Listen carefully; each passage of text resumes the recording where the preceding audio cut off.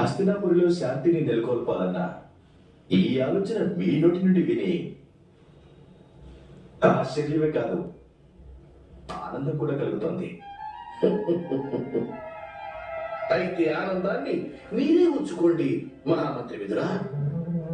ఇక ఆశ్చర్యాన్ని పాండవులకు పంపించండి.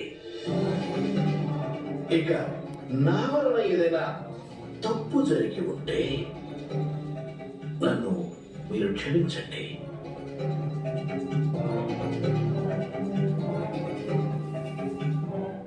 మహారాజా, మీకు నేను వాగ్దానం చేస్తున్నాను, నా మేనలుడు దుర్యోధనుడు నేను చెప్పిన సలహాను తిరస్కరించడు.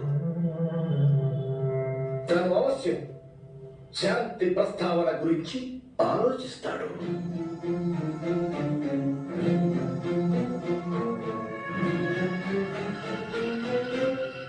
మీ మావయ్య చేసిన ఈ వాగ్దానాన్ని నీవు నిలబెడతావు కదా మేనల్లుడా?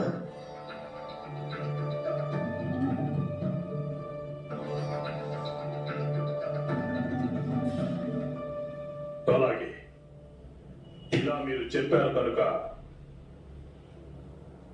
నేను వెంటనే ఆక్రమణకు పూనుకోను.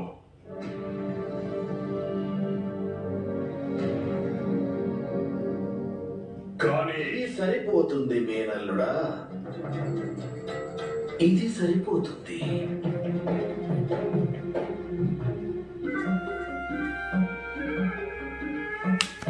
తిరిగి వెళ్ళిపోతూ నేను మహామహితాత్మల కోరికను పూర్తి చేశాను. ఈ విషయం గురించి నాకు ఎప్పటికీ గర్వంగా ఉంటుంది. మహితాత్మ,